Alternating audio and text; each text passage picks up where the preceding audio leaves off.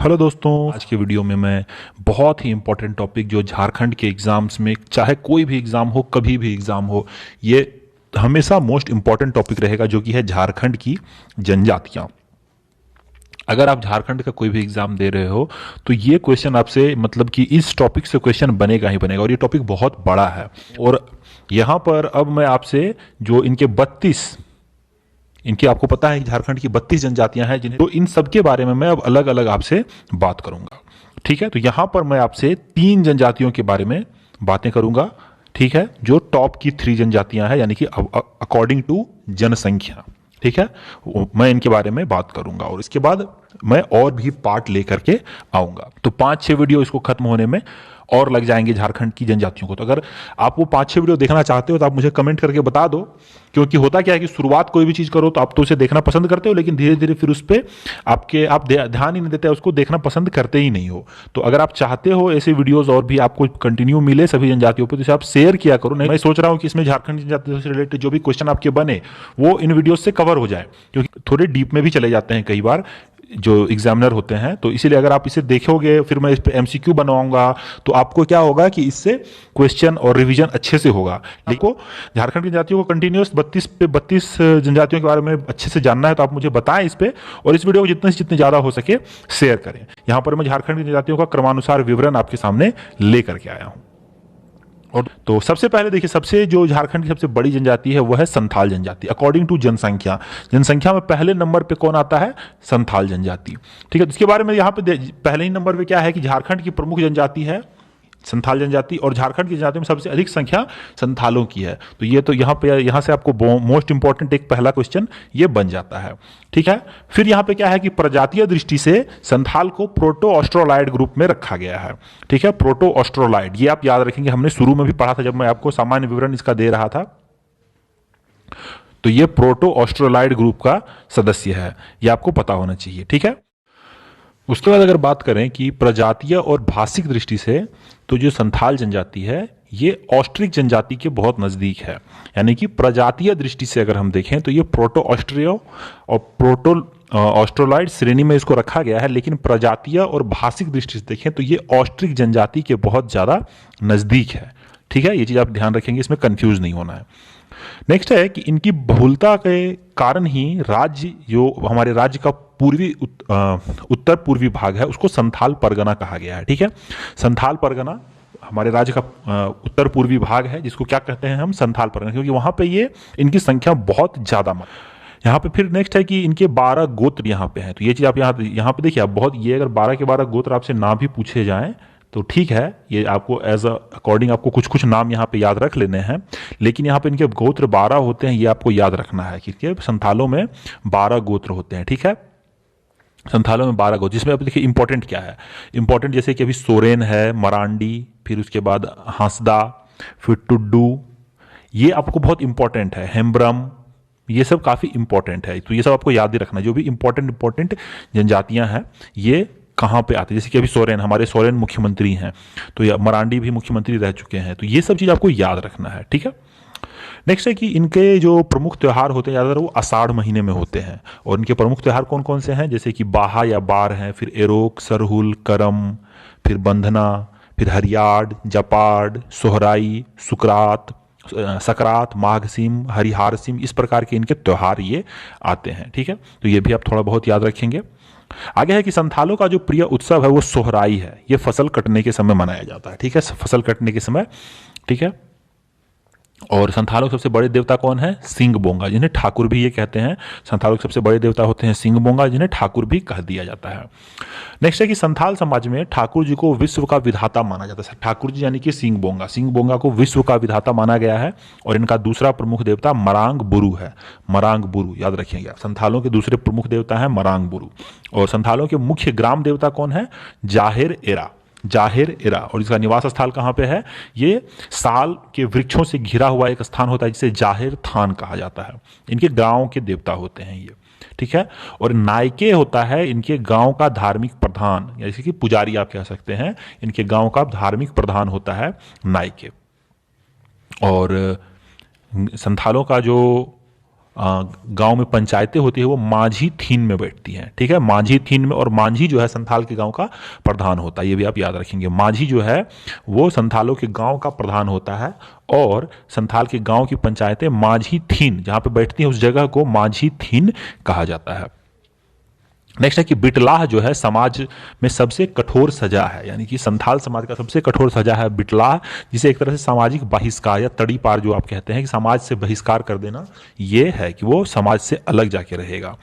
और उसके बाद है कि संथाल जनजाति के लोग संथाली भाषा बोलते हैं और इनकी लिपि को ओल चिकी बोलते हैं। ये आप याद रखेंगे, बहुत ही इंपॉर्टेंट है, कई बार एग्जाम में पूछ भी लिया गया है कि संथाल जनजाति के लोग जो है वो ओल चिकी भाषा बोलते हैं। दोस्तों नेक्स्ट है कि 100वें संविधान संशोधन के तहत जो है संथाली भाषा को हमारी 8वीं अनुसूची में शामिल कर लिया गया है। तो देखिए यहाँ पे एक क्वेश्चन मैं आपसे पूछना चाहूंगा कि जो 8वीं अनुसूची है इसमें कुल कितनी भाषाओं को स्थान दिया गया है? 8वीं अनुसूची में, 8th अनुसूची में कुल कितनी भाषाएं हैं? आप ये मुझे कमेंट करके बताएंगे, ठीक है। नेक्स्ट है कि संथाल परिवार का कर्ता धर्ता जो और प्रधान होता है वो पिता होता है, बिल्कुल इसका पिता ही होगा। और संथाल समाज को 4 हडों यानी कि वर्गों में बांटा गया है, जो कि राजा, पुजारी, सिपाही और किसान में है, जिसको अलग अलग नाम, जैसे किस्कू हड तो ये राजा होते हैं, मुर्मू हड ये पुजारी होते हैं, सोरेन हड सिपाही और मरूडी हड जो है ये किसान होते हैं, ठीक है। तो ये 4 वर्ग हैं, ठीक है, याद रखेंगे आप। वहां पे गोत्र की बात हुई थी, ये वर्ग की बात हुई है, ठीक है। गोत्र जैसे कि हमने बात करी थी गोत्र, तो आपने देखा है कि इसमें एक समान गोत्र में, जैसे कि अगर कोई मुर्मू है तो मुर्मू जो है वो मुर्मू से विवाह नहीं कर सकता, ठीक है। मुर्मू जो है वो मुर्मू में से विवाह नहीं करेगा, वो किसी और से विवाह करेगा। इस तरह से किसको से विवाह नहीं कर सकता, तो इस प्रकार से आपको ध्यान रखना है। नेक्स्ट है कि संथाल जनजाति का अंतर्विवाही जनजाति, यानी कि एक ही ये संथाल है तो संथाल में ही विवाह करेंगे और ये समान गोत्र में नहीं होना चाहिए, ये 12 गोत्रों में से किसी एक में विवाह करेंगे, ठीक है। और यहाँ पे बाल विवाह की प्रथा भी नहीं है और इनके सब विवाह समारोह को बापला कहा जाता है, जिसपे हमने डिटेल वीडियो देखा हुआ है अपना। आगे है कि इनमें 8 प्रकार की शादियां बहुत ज्यादा प्रचलित है, जो कि है किरिंग बापला, किरिंग जबाई, टुनकी दिपिल बापला, घर की जवाई, निर्बोलोक, फिर इतुत, फिर सांगा और सेवा विवाह। तो ये यहाँ के 8 प्रकार की प्रचलित विवाहें हैं और जिसमें से सबसे ज्यादा क्या है कि किरिंग बापला, ठीक है। ये माता पिता के द्वारा अगुआ के माध्यम से तय किया जाता है, जो कि मोस्ट कॉमन हमारे इंडिया में भी ज्यादातर यही विवाह चलता है, जिसे किरिंग बापला कहते हैं। और संथाल में जो वर पक्ष की ओर से कन्या पक्ष को दिया जाने वाला मूल्य है उसे पोन कहा जाता है। ये हमने इससे पहले भी अपने वीडियो में देखा है, जहां पर मैंने सभी जो भी अलग अलग यहाँ पे जनजातियां क्या कहती हैं वो मैंने बताया था, यहाँ पे अलग से फिर से एक रिकॉल आपको हो रहा है।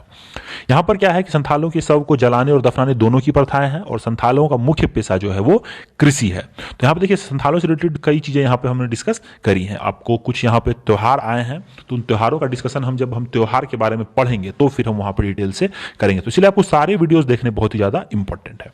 अगला जो है सेकेंड मोस्ट पॉपुलस यहाँ की जो जनजाति है, ट्राइब है, वो है उड़ांव। दूसरे नंबर पे ये आती है जनसंख्या के मामले में, ठीक है। और इनकी परंपरा से मिले संकेतों के अनुसार इनका मूल निवास जो है वो दक्कन रहा है, जिसे कुछ ने कोक्कन बताया है, ठीक है। दक्कन जो कुछ लोग उसको कोक्कन भी कहते हैं, ठीक है। और अभी आपको पता ही होगा कि कोक्कन भाषा जो है ये है कि कोक्कन भाषा ऐड किया गया है हमारे सिलेबस में। नेक्स्ट है कि यह भाषा जो है एक प्रजाति और दृष्टि से द्रविड़ जाति के हैं, भाषा और प्रजाति दोनों की दृष्टि से ये द्रविड़ प्रजाति के हैं। और नेक्स्ट है कि दक्षिणी छोटा नागपुर और पलामू प्रमंडल जो है इनका गढ़ है, क्योंकि यहाँ पे इनकी ज्यादा लोग पाए जाते हैं और इन दोनों प्रमंडल में ही इनके 90% से ज्यादा उड़ाव जो है वो 90% से ज्यादा उड़ाव इन दोनों प्रमंडल में ही निवास करते हैं और शेष 10% जो है वो उत्तरी छोटा नागपुर, संथाल परगना और कोल्हान प्रमंडल में निवास करते हैं, ठीक है। तो अगर आपसे एग्जाम में ऐसा क्वेश्चन पूछ भी लिया जाता है कि 90% जो है उड़ाव वो कहाँ पे निवास करते हैं, तो वो दक्षिणी छोटा नागपुर और पलामू प्रमंडल को मिला के। नेक्स्ट है कि जनजाति में करीब 14 प्रमुख गोत्रों में बांटा गया है, जो कि क्या है, लकड़ा है, रुंडा, गाड़ी, तिरकी, क्रिकेट्टा, किस्पोट्टा, टोप्पो, एक्का, लिंडा, मींज, कुजूर, बांडी, बेक, खलखो, ये अलग अलग इनके नाम है। तो इसमें भी कुछ कुछ इंपॉर्टेंट है, जैसे कि ये आप तिर्की याद, जो देखिए जो पॉपुलर है उससे आपसे पूछ लिया जा सकता है, क्योंकि दिलीप तिर्की एक हॉकी प्लेयर थे। लकड़ा ये भी काफ़ी चर्चित रहे हैं। फिर आपको क्रिकेट्टा, अभी प्रियंका क्रिकेट्टा ये भी एक बहुत अच्छी स्पोर्ट्स पर्सन उभरी हुई हैं। फिर ये पे टोप्पो है, टोप्पो भी कई। तो ये सब आपसे क्या है कि आप इनको याद रखो, और अगर इनसे रिलेटेड कोई व्यक्ति आ जाता है तो आप याद रखेंगे कि ये किस गोत्र के हैं। तो हो सकता है कि अभी तक तो ऐसा पूछा नहीं गया, लेकिन हो सकता है कि एग्जाम में कि प्रियंका केरकेट्टा जो है ये किस जनजाति से बिलोंग करती हैं, तो वहां पे फिर आपसे एग्जाम में कंफ्यूजन हो सकता है। करंट अफेयर के साथ साथ ये आपको जनजाति, देखिए किस तरह से आपको फंसा सकता है, तो ये आपको ध्यान रखना है, ठीक है। आगे है कि उड़ाव के भाषा के लोग कुड़ुख भाषा बोलते हैं, ठीक है। कुड़ुख भाषा जो द्रविड़ परिवार की ही भाषा है, तो इसीलिए भाषा और जनजाति दोनों प्रकार से ये द्रविड़ हैं। और कुड़ुख भाषा में ये स्वयं को भी कुड़ुख बोलते हैं, जिसका अर्थ होता है मनुष्य। यानी कि अगर आपसे पूछ लिया जाए कि कुड़ुख का अर्थ क्या होता है, तो इसका अर्थ होता है मनुष्य, ओके। और सरना इनके पूजा का स्थान होता है। सरना सरना इनका सबसे प्राचीन धर्म भी है, और इनके पूजा के स्थल को सरना कहा जाता है। नेक्स्ट है कि इनके कबीले में ग्राम पंचायत का बहुत अधिक महत्व है, और इनके निर्णय जो है वो गांव का जो प्रत्येक व्यक्ति मानता है। ग्राम पंचायत का जो भी निर्णय आएगा वो प्रत्येक व्यक्ति, गांव का प्रत्येक व्यक्ति मानेगा। याद रखेंगे आप, ग्राम पंचायत का बहुत अधिक महत्व है यहाँ पे, और इनके मानना ही होगा, ऐसा है। आगे है कि इस जनजाति के पंचायत को पंचोड़ा कहा जाता है। याद रखेंगे आप, इन गांव के जो गांव का जो पंचायत है उसको पंचायत नहीं पंचोड़ा कहते हैं, ओके।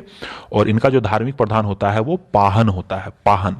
और जो गांव के मुखिया होते हैं उसको हम महतो कहते हैं, ठीक है। तो पाहन जो है वो धार्मिक प्रधान या पुजारी होता है, और महतो जो है वो गांव का मुखिया होता है, जो सामाजिक और प्रशासनिक प्रबंधन करता है, ठीक है। और इसलिए इनके गांव में यह कहावत प्रचलित है कि पाहन गांव बनाता है, महतो गांव चलाता है। तो ये चीज आप याद रखेंगे, ये कोट जो है ये बहुत इंपॉर्टेंट है कि पाहन गांव बनाता है और महतो गांव चलाता है। ये कोट किस जनजाति से रिलेट करता है, किस जनजाति का ये है, तो याद रखेंगे। ये किससे है, ये उड़ाव जनजाति से है, ठीक है। तो बहुत इंपॉर्टेंट चीजें यहाँ पे, कोट बहुत इंपॉर्टेंट है। नेक्स्ट है कि इनका परिवार पितृसत्तात्मक और पितृवंशीय होता है, और यहाँ के लोग गोत्र को कीली कहते हैं। जो हमने वही ऊपर में जितने भी गोत्र देखे, ये गोत्र नहीं, इनको कीली कहते हैं। कीली के इतने प्रकार हैं, ठीक है। और इनके में क्या है कि धूमकुड़िया बहुत ही इंपॉर्टेंट रोल प्ले करता है। धूमकुड़िया यानी कि युवा गृह है, जिसे कि युवक के इनके जो जनजातियों के युवक और युवतियां हैं उनको शिक्षण दिया जाता है। यहाँ पे शिक्षण प्रशिक्षण संस्थान है, और यहाँ पे युवक और युवतियों के लिए अलग अलग धूमकुड़िया का प्रबंध होता है। जो कि युवकों का धूमकुड़िया होते उसे हम जोंक एरेपा कहते हैं, ठीक है। और युवतियों के जो धूमकुड़िया को सुतना घर कहा जाता है यहाँ पे, और उनको पेल एरेपा कहते हैं। याद रखेंगे आप, धूमकुड़िया में युवकों के लिए धूमकुड़िया और महिलाओं के लिए सुतना घर होता है, ओके। और धूमकुड़िया को जोंक एरेपा कहते हैं, और सुतना घर को पेल एरेपा कहते हैं। याद रखेंगे आप। और जोंक का अर्थ ही होता है, क्या होता है यहां पे, कुंवारा। और जोंक एरेपा जो है इसको धांगर कुड़िया भी कहा जाता है, कई जगह पे धांगर कुड़िया। याद रखेंगे आप, ठीक है। नेक्स्ट है कि जोंग एरेपा के मुखिया को महतो या धांगड़ कहा जाता है। वहीं पेल एरेपा की देखभाल करने वाली महिला को बड़की धांगड़ीन कहा जाता है। ये भी याद रखेंगे कि जोंग एरेपा का जो मुखिया है, यानी कि जो युवा गृह है, उसका जो मुखिया होगा उसे महतो या धांगड़ कहेंगे। वहीं पेल एरेपा को जो देखभाल करने वाली है, ठीक है, उसको हम बड़की धांगड़ीन कहते हैं। नेक्स्ट है कि धूमकुड़िया में प्रवेश के लिए 3 वर्ष में एक बार दिया जाता है। प्रत्येक 3 वर्ष में एक बार इसमें प्रवेश करवाया जाता है, और प्रायः यह प्रवेश सरहुल के समय होता है। तो 3 वर्ष में एक बार, ओके। नेक्स्ट है कि इसमें 10 से 11 वर्ष की उम्र में प्रवेश हो जाता है, और विवाह के पूर्व तक, यानी कि जब तक विवाह नहीं हो तब तक वो वहां पे रह सकते हैं। अभी उनके ऊपर डिपेंड करता है, वो चाहे तो उसमें रहे या फिर बीच में भी छोड़ सकते हैं, लेकिन वो अगर चाहे तो विवाह से पूर्व तक वहां पे रह सकते हैं। और उड़ाव जो है एक विवाही होते हैं, लेकिन यहाँ पे भी है कि विशेष परिस्थितियों में दूसरी तीसरी पत्नी रखने का विवाह है। इसमें भी सेम गोत्र में समान गोत्र में विवाह नहीं कर सकते हैं, और ठीक है। और अंतर विवाही ही है, यानी कि ये सेम उड़ाव जनजाति में ही विवाह करेंगे। और इनमें जो विवाह का सर्वाधिक प्रचलित रूप है वो आयोजित विवाह है। इसमें क्या है कि विवाह का प्रस्ताव लड़का पक्ष के सामने रखा जाता है। लड़का पक्ष वधु मूल्य देना पड़ता है। लड़का के सामने रखा जाता है प्रस्ताव, और वो वधु मूल्य देता है। याद रखेंगे आप। और इसमें भी विधवा विवाह की भी बहुत ज्यादा प्रचलित है, ये भी याद रखेंगे। और इनका जो सबसे बड़ा देवता है वो धर्मेश है, जिसको ये तुलना सूर्य से करते हैं। इनका कहना है कि धर्मेश सूर्य के बराबर है। और इनके अन्य प्रमुख देवता कौन है, जैसे कि ठाकुर देव जो कि इनके ग्राम देवता है, मरांग बुड़ू उनको पहाड़ देवता कहते हैं, डीहवार इनको सीमांत देवता, और पूर्वजों की जो आत्मा है उनको वो कुल देवता, पूर्वजात्मा वो इनके कुल देवता कहलाते हैं, पूर्वजात्मा। और इनके पूर्वज जो है वो शासन में निवास करती। शासन एक जगह का नाम है, और ये इनके लिए जो है पूजा स्थल के समान ही महत्वपूर्ण है शासन। नेक्स्ट है कि कर्मा और सरहुल इस जनजाति के प्रमुख मुख्य त्योहार हैं। और यहाँ के लोग प्रतिवर्ष क्या है, बैसाख में विशु सेंद्रा, फागुन में फागुन सेंद्रा और वर्षा ऋतु के आरंभ में जेठ शिकार करते हैं। यानी कि ये इनके अलग अलग त्योहारों के नाम आप इन्हें कह सकते हैं। नेक्स्ट है कि इस जनजाति में त्योहार अवसर पुरुषों द्वारा पहने जाने वाले वस्त्र को केड़िया तथा महिलाओं द्वारा पहने जाने वाले वस्त्र को खनरिया कहा जाता है। यानी कि इस जनजाति में जो अगर त्योहार में पुरुष जो वस्त्र पहनते हैं उनको केरिया कहा जाता है और महिलाएं जो वस्त्र पहनती हैं उनको खनरिया कहा जाता है। और ये लोग नाच के मैदान को अखड़ा कहते हैं, जो इनके लिए जहाँ पे कोई भी फेस्टिवल जो वहाँ पे अगर होगा तो वो अखड़ा में होगा। और इनका प्रमुख भोजन क्या है, वो दाल चावल जंगली पक्षी फल इत्यादि, और इनका हड़िया इनका प्रिय भोजन है। ये लोग बंदर का मांस नहीं खाते, बंदर को यहाँ पे मारना या खाना निषेध है और यह पूरे समाज के लिए निषेध है। ठीक है, इसमें गोदना की प्रथा प्रचलित है। गोदना को महिलाएं बहुत, गोदना यानी कि जो अब आज के समय में जिसको हम टैटू कहते हैं, वो यहाँ पे गोदना जो हाथों से ही बनाया जाता था वो महिलाएं बहुत ज्यादा महत्व देती थी। और नेक्स्ट है कि इनके आरंभ का वर्ष धान कटनी के बाद, इनके वर्ष का नया कि नव वर्ष जो है वो नवंबर दिसंबर से स्टार्ट होता है, नवंबर दिसंबर के बाद से स्टार्ट होता है। धन कटनी के समय क्या है कि फागु पर्व तक ये मनाए जाने वाले सर्वाधिक आनंद का समय माना जाता है। धन कटनी के समय से फागु पर्व यानी कि मार्च तक, यानी कि नवंबर दिसंबर के एंड से फागु यानी कि मार्च तक जो सर्वाधिक आनंद, क्योंकि ये वसंत का त्यौहार यहाँ पे लगभग मान लिया जाता है और इसमें सबका दाह संस्कार ही होता है। और इसमें क्या है कि जो ईसाई उड़ाव है, जो बहुत से उड़ाव ने ईसाई धर्म अपना लिया है, तो उनकी जो भी क्रियाक्रम है वो ईसाई धर्म के अनुसार ही होगा। बाकी अगर कोई हिंदू उड़ाव है तो वो दाह संस्कार होगा। और इनका मुख्य पेशा क्या है, कृषि है। ठीक है, नेक्स्ट हम देखेंगे मुंडा। यहाँ पे देखिए, यहाँ पे हमने संथाल और उड़ाव इन दोनों के बारे में देख लिया। वो मुंडा देख लेते हैं। आज के वीडियो का हमारा तीसरा जो जनजाति है कि अकॉर्डिंग टू झारखंड की जनजाति ये सबसे तीसरी सबसे बड़ी है अकॉर्डिंग टू जनसंख्या। और प्रजातीय दृष्टि से अगर देखें तो मुंडा को ऑस्ट्रोलाइड ग्रुप में रखा गया है। प्रजातीय दृष्टि से मुंडा को ऑस्ट्रोलाइड ग्रुप में रखा गया है और रांची जिला इनका मुख्य निवास स्थान है, याद रखेंगे आप। और रांची के अतिरिक्त सबसे ज्यादा ये रांची में ही आपको मिलेंगे मुंडा। उसके अलावा ये आपको गुमला, सिमडेगा, पश्चिमी सिंहभूम और सरायकेला खरसावां में भी आपको ये अच्छी खासी संख्या में मिलेंगे। और मुंडा जनजातियों को कोल के नाम से भी जाना जाता है। ठीक है, कोल विद्रोह एक हुआ था, उसके बारे में भी हम चर्चा करेंगे जब हम झारखंड के प्रमुख विद्रोह पढ़ेंगे तो। लेकिन यहाँ पर इनके जनजातियों को कोल के नाम से भी जाना जाता है। ठीक है, और तमार क्षेत्र में रहने वाले मुंडा को तमाड़िया मुंडा या पातर मुंडा के नाम से जाना जाता है। और स्वयं को होड़ोको भी कहते हैं। स्वयं को ये लोग होड़ोको भी कहते हैं, याद रखेंगे आप। ठीक है, तमार क्षेत्र में रहने वाले तमाड़िया मुंडा या पातर मुंडा और स्वयं को ये होड़ोको कहते हैं और अपने गोत्र को ये कीली कहते हैं, ये भी आप याद रखेंगे। नेक्स्ट है कि मुंडा लोग जो है वो मुंडारी भाषा बोलते हैं और यह ऑस्ट्रो एशियाटिक परिवार की भाषा है। ठीक है, ये भी चीज आपको ध्यान रखना है। नेक्स्ट है कि मुंडा लोग अपनी भाषा को होड़ो जगर कहते हैं। ठीक है, होरो जगर, यहाँ पे ये मुंडारी भाषा बोलते हैं लेकिन ये लोग अपनी भाषा को क्या बोलते हैं, होरो जगड़।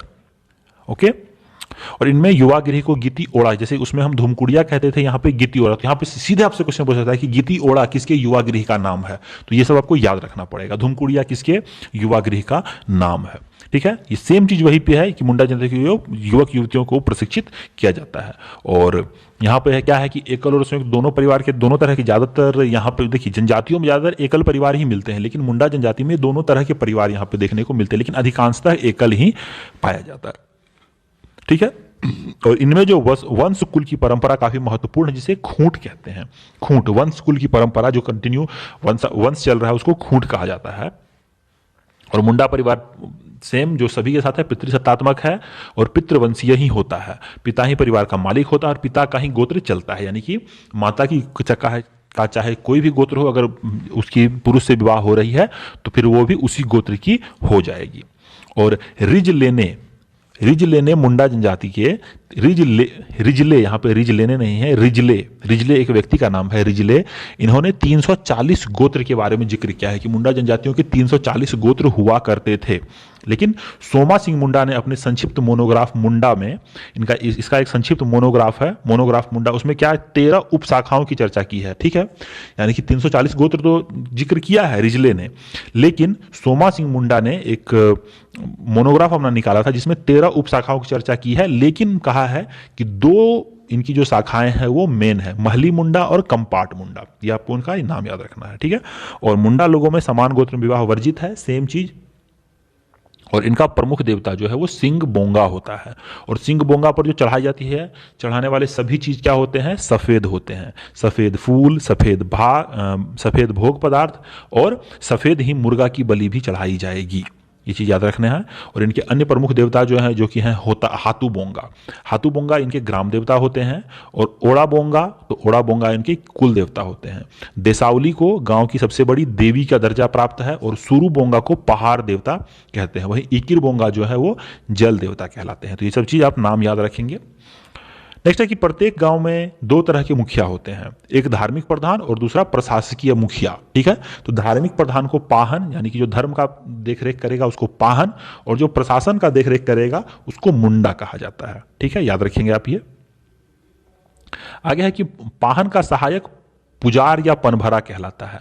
जो पाहन का सपोर्टर यानी कि उसका असिस्टेंट होता है उसको हम पुजार कहेंगे या पनभरा कहेंगे। और इस जनजाति में डेहरी ग्रामीण पुजारी होते हैं, जो गांव के पुजारी होते हैं उसको डेहरी कहा जाता है। ठीक है, नेक्स्ट है कि देवरा झाड़ फूक का कार्य करते हैं। देवरा नाम के व्यक्ति होते हैं, देवरा नाम के समूह के व्यक्ति होते हैं, वो झाड़ फूक का काम करते हैं। और मुंडाओं की प्रसिद्ध लोक कथा सोसो बोंगा में इनकी परंपराओं एवं विकास की अवस्थाओं पर प्रकाश डालते हैं। सोसो बोंगा यहाँ याद रखेंगे आप। सोसो बोंगा जो है वो मुंडाओं की विकास और परंपराओं और विकास की अवस्थाओं पर के बारे में ये एक इनकी पुस्तक है। इस जनजाति के मुख्य पर्व सरहुल, करमा, सोहराय, बुरु पर्व, मागे पर्व, फागु पर्व, बतौली, दसाई, सोसोबोंगा, जतरा आदि हैं। ठीक है, और मुंडा गांव के 3 मुख्य स्थल होते हैं, सरना, अखरा और ससान। सरना, अखरा और ससान, तो क्या क्या है ये चीज, तो देखिए इस जनजाति के प्रमुख स्थल को सरना एवं पंचायत स्थल को अखरा कहा जाता है, जो कि एक खुला मैदान होता है। सरना यानी कि इनका पूजा स्थल, पंचायत स्थल एक खुला स्थान होता है जो कि अखड़ा होता है। नेम सीधी चीज यहाँ पे बताई गई है कि यहाँ पे खुला मैदान होता है जहाँ पे डांस वगैरह भी होता है, और खुला स्थल होता है जहाँ पे पंचायत की बैठक, जहाँ पे बहुत से लोग एकत्र हो सकते हैं। वही जहां पे इनके पूर्वजों की हड्डियां दबी हुई हैं उसको ससान कहा जाता है। ठीक है, और ससान में मृतकों की पुण्य स्मृति के लिए पत्थरों के शिलाखंड रखे गए हैं जिसे ससान दिरी कहा जाता है। ये भी आप याद रखेंगे, ससान दिरी किसको कहा जाता है, और इसे हरगड़ी भी कहते हैं। ये ससान दिरी को हरगड़ी भी कहा जाता है। ठीक है, नेक्स्ट है कि मुंडा समाज में गांव के झगड़ों का निपटारा ग्राम पंचायत करता है। गांव का प्रधान मुंडा होता है, वही गांव का मालिक होता है, जिसे हाथू मुंडा भी कहते हैं। यहां पे आप याद रखेंगे, हाथू मुंडा किसे कहते हैं, तो गांव के प्रधान को ही हाथू मुंडा भी कहा जाता है। ये चीज आप याद रखेंगे। नेक्स्ट है कि मुंडा समाज में सबको जलाने और गाड़ने दोनों की प्रथाएं हैं, लेकिन ज्यादातर दफनाने की ही प्रथा है, क्योंकि दफनाएंगे तभी उस जगह को जहां पे हड्डियां दफन है उनको ससान कहेंगे, और ससान दिरी वहां पे जो शिलालेख लगाएंगे उसको कहेंगे। और इस जनजाति में जो पुरुष जो कपड़ा पहनते हैं उसको हम बटोई या करेया, और महिलाओं को पारेया जो कपड़े पहनते हैं उसको कहा जाता है। यानी कि पुरुषों के द्वारा पहने जाने वाले वस्त्र को हम बाटोई या करेया कहेंगे, और महिलाओं द्वारा पहने जाने वाले वस्त्र को हम पारेया कहेंगे। ये चीज आप ध्यान रखेंगे। और मुंडा जनजाति का जो है मुख्य पेशा क्या है, कृषि है। मुंडा जनजाति का मुख्य पेशा क्या है, कृषि है। ठीक है, तो यहां पर देखिए कि झारखंड की जनजातियों के बारे में हम आगे और पढ़ेंगे। ठीक है, हम आगे यानी कि आगे वाले वीडियो में पढ़ेंगे। यहाँ पे 3 जनजाति की हमने चर्चा की है, इसके अलावा अभी 29 जनजातियां और भी हैं।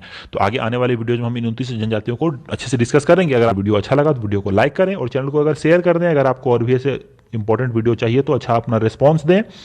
अच्छा रिस्पॉन्स आपको और भी आगे वीडियोस के लिए आपको एलिजिबल बनाता है। तो आप ग्रो करने में अगर हमारी मदद करेंगे तो ही हम आपकी मदद कर सकते हैं। ठीक है दोस्तों, इस वीडियो में इतना ही लेना चाहूंगा आपसे विदा। जय हिंद, जय भारत, वंदे मातरम।